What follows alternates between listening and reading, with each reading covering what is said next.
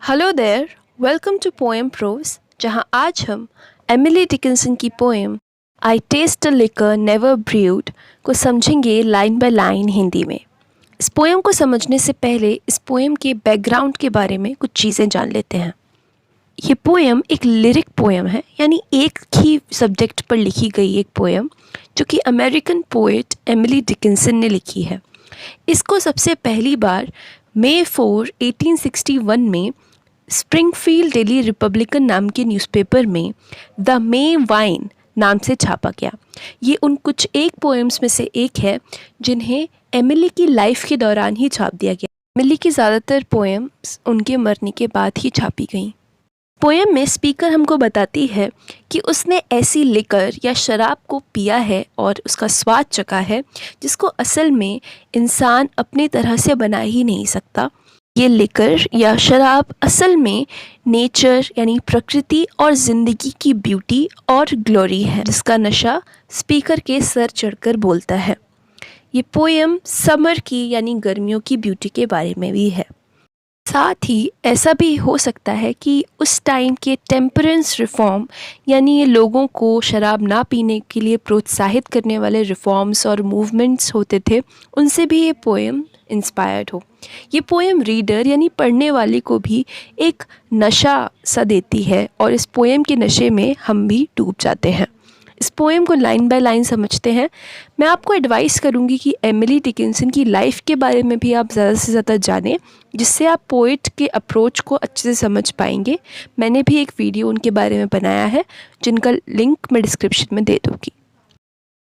Poem के structure के बारे में बात करें तो इस पोएम में 4 स्टैंजाज हैं जो कि सभी 4 लाइंस के हैं। दैट मीन्स 16 लाइंस की पोएम है। इस पोएम में बैलेट या कॉमन मीटर का यूज़ है और राइम स्कीम सब स्टैंजास की ABC भी है। हालांकि स्लांट राइम का यूज़ है, यानी वर्ड्स देखने में तो राइमिंग लगते हैं लेकिन पूरी तरह राइम होते नहीं हैं। जैसे फर्स्ट स्टैंजा में पर्ल और एल्कोहल, इनको एक स्लांट राइमिंग की कैटेगरी में हम डाल सकते हैं। I taste a liquor never brewed from tankards scooped in pearl। First 2 lines में पोइट कहती हैं कि उन्होंने एक लिकर यानी शराब पी, उसको टेस्ट किया जो कि कभी बनी ही नहीं थी। ब्रूइंग होता है शराब का बनना या बियर का बनना, और जो फर्मेंटेशन की प्रोसेस होती है उससे मतलब होता है। लेकिन वो कहती हैं कि ऐसी शराब जिसे कभी ब्रू यानी बनाया ही नहीं गया वो मैंने पी। तो इस लाइन में एक पैराडॉक्स है, क्योंकि एक जगह तो वो कह रही हैं कि उन्होंने शराब पी और उसी लाइन में कहती हैं जिसे कभी बनाया ही नहीं गया, तो उल्टी उल्टी बात वो करती हैं। सेकंड लाइन में वो कहती हैं कि वो शराब जो थी वो उन्होंने किससे पी थी? टैंकर्ड्स से। टैंकर्ड्स एक बड़ा सा कप होता है बियर का, जो आपने शायद मूवीज़ वगैरह में देखा हो, उसमें से। और स्कूप्ड इन पर्ल मतलब वो जो टैंकर्ड था वो पर्ल से घिरा हुआ था। पर्ल से बना भी हो सकता है। पर्ल यानी मोती, यानी प्रेशियसनेस की बात कर रही हैं। जो उनका एक्सपीरियंस था वो लिकर पीने का, वो ऐसा था जैसे कि किसी मोतियों से बने या मोतियों से घिरे हुए एक बर्तन से उन्होंने पिया हो। तो इसमें वो दिखा रही हैं कि जो उनका एक्सपीरियंस है वो कितना प्रेशियस है और कितना रेयर है, कितना वो कीमती है और कितना कम लोगों को वो मिलता है। पर्ल्स की तरह, पर्ल्स से जुड़ा हुआ है। Not all the Frankfurt berries yield such an alcohol। और फिर वो कहती हैं कि जो उन्होंने लिकर पी थी वैसी अल्कोहल तो फ्रैंकफर्ट की जो बेरीज होती हैं, फ्रैंकफर्ट एक सिटी है US में, केंटकी में, वहाँ की जो बेरीज़ होती हैं वो बहुत मशहूर है। तो वहाँ की बेरीज़ भी वैसी अल्कोहल नहीं बना सकती थी। यील्ड मतलब प्रोड्यूस करना या बनाना। Number 2, inebriate of air am I and debauchee of dew। अब डिस्क्राइब करती हैं कि किस किस तरह से वो नशे में है। inebriate मतलब नशे में होना, नशे में होने के लिए एक और वर्ड है। और किसके नशे में है वो? एयर, जो हवा है वही उनको नशे में रख रही है। am I मतलब मैं हूँ नशे में, किसके? हवा के। and debauchee of dew, बड़ी ही सुंदर लाइन है और स्मार्ट भी है। डिबॉची ऑफ ड्यू मतलब ओस की बूंदें। और डिबॉची एक ऐसा इंसान होता है जिसे अल्कोहल, ड्रग्स और सेक्स की बहुत ज़्यादा लत हो। तो पोएट खुद को एक अल्कोहलिक इंसान बता रही हैं यहाँ पे, लेकिन वो किसकी लत है उनको, कैसी चीज़ों की, ड्यू जो चीज़ है, इसे ओस यानी नेचर की जो चीज़ें हैं उसकी उन्हें लत है। तो इनएब्रिएट, डिबॉची जो शब्द हैं ये यूजुअली हम अल्कोहलिक से एसोसिएट करते हैं, लेकिन पोएट ने इसको नेचर की चीज़ों से एसोसिएट किया है, जैसे एयर और ड्यू। तो यहाँ पर हम समझ सकते हैं कि पोएट ये कहना चाहती हैं कि वो नेचर के और प्रकृति की जो सुंदरता है, उसकी अलग अलग चीज़ें हैं, उसके नशे में है। और ये लिकर जो उन्होंने पी है वो असल में कोई बना ही नहीं सकता। Reeling through endless summer days from inns of molten blue. अब देखिए, जब आपने शराबी अगर ज़िंदगी में देखे होंगे तो वो क्या करते हैं, इधर से उधर घूमते रहते हैं, अपना पता ठिकाना उन्हें होश नहीं होता, और कभी फुटपाथ पर सो जाते हैं, कभी कहीं पड़े होते हैं, कहीं किसी होटल से निकल रहे होते हैं, किसी चीज़ की उन्हें परवाह नहीं होती। तो उसी इमेज को आगे बढ़ाते हुए पोइट कहती हैं, reeling through endless summer days, यानी समर डेज़ जो कि बहुत सारे summer days, endless summer days, उन्हें भी नहीं पता कितने सारे, उसमें वो घूम रही हैं। रीलिंग मतलब यहाँ पर है घूमना, और इधर से उधर मतलब बिना किसी कंट्रोल के घूमना, इससे शराबी घूमता है।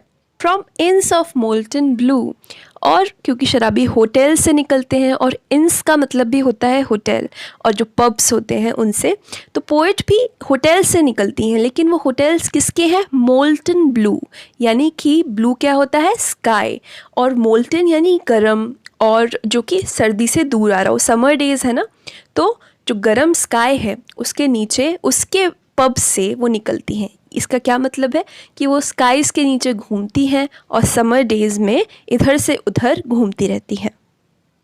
Let's read stanza 3। When landlords turn the drunken bee out of the foxglove store, when butterflies renounce their drams, I shall but drink the more. अब इन लाइन्स में गौर करने वाली बात है कि डबल इन्वर्टेड कॉमा यूज़ हुआ है कुछ वर्ड्स के ऊपर, उनको समझते हैं।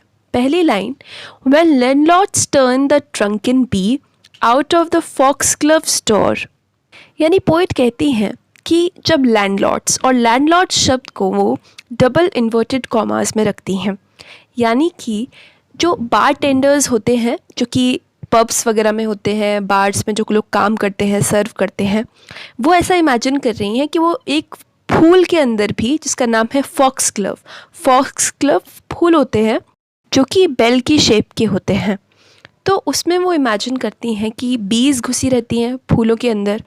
तो और क्योंकि फूलों में भी नेक्टर होता है, एक तरीके का जूस निकलता है, तो बीज जब ड्रंकन हो जाएंगी, यानी धुत हो जाएंगी नशे में, और जो लैंडलॉर्ड्स होंगे उन फूलों के, असल में कोई नहीं होते, लेकिन वो ऐसे इमेजिन कर रही हैं कि फूल भी ऐसे कोई पब हो, तो उन फूलों से बीज को, जो कि नशे में धुत हैं, उन्हें लैंडलॉर्ड्स निकाल नहीं देते, फॉक्सग्लव के दरवाजे के बाहर नहीं कर देते। When butterflies renounce their drams, I shall but drink the more. और जब बटरफ्लाइज, आपने देखा होगा तितलियां भी फूलों से नेक्टर लेती हैं, एक तरीके का जूस निकालती हैं, तो जब तक वो भी अपने ड्रैम्स, यानी जो एक ड्रैम भी एक विस्की किस्म की ड्रिंक होती है, तो यानी जो अपना नेक्टर है, जो अपनी जो ड्रिंक है बटरफ्लाइज की, वो जब तक छोड़ नहीं देती, रिनाउंस मतलब छोड़ देना, तब तक मैं पीती रहूँगी। I shall but drink the more, और मैं ज़्यादा से ज़्यादा पीती रहूँगी। यानी क्या आपको लगता है कभी बीज को निकाला जाएगा, कभी बटरफ्लाइज अपने नेक्टर को छोड़ेंगी? नहीं, यानी एटर्निटी तक, हमेशा के लिए पोएट ज़्यादा से ज़्यादा पीती रहेंगी। Stanza number 4। Till seraphs swing their snowy hats and saints to windows run to see the little tippler leaning against the sun.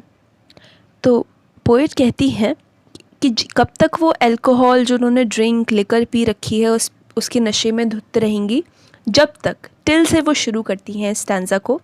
सैरफ्स swing there snowy hats, सैरफ्स होते हैं क्रिश्चियनिटी में सबसे ऊंचे दर्जे के जो एंजल्स होते हैं, फरिश्ते होते हैं, वो अपनी स्नोई हैट्स यानी वाइट हैट्स, स्नो मतलब वाइट से मतलब होता है, वो सैरफ्स अपनी वाइट हैट्स को स्विंग करने या फिर उनकी वाइट हैट्स हिलने नहीं लग जाएंगी तब तक। And saints to windows run, और जो सेंट्स होंगे, साधु होंगे, वाइज लोग होंगे, वो अपनी विंडोज़ पे देखने के लिए नहीं आ जाएंगे भागते हुए। To see the little tippler leaning against the sun, और किसको देखने आएंगे? वो छोटे से टिपलर को। और ये छोटा सा टिपलर कौन है? खुद पोएट यानी स्पीकर जो है इस पोएम का। टिपलर यानी कि जो शराबी आदमी होता है वो, जो कि किसके अगेंस्ट बैठा हुआ है? लीनिंग अगेंस्ट का मतलब होता है, समझ लीजिए अगर आपके पास एक सोफ़ा है तो सोफ़े की जो पीछे का साइड होता है उससे आप ऐसे टिक कर बैठ जाते हैं ना, तो उसे बोलते हैं लीनिंग अगेंस्ट। तो वो जो टिपलर है, शराबी है, वो किससे टिक कर बैठा है? खुद सन से।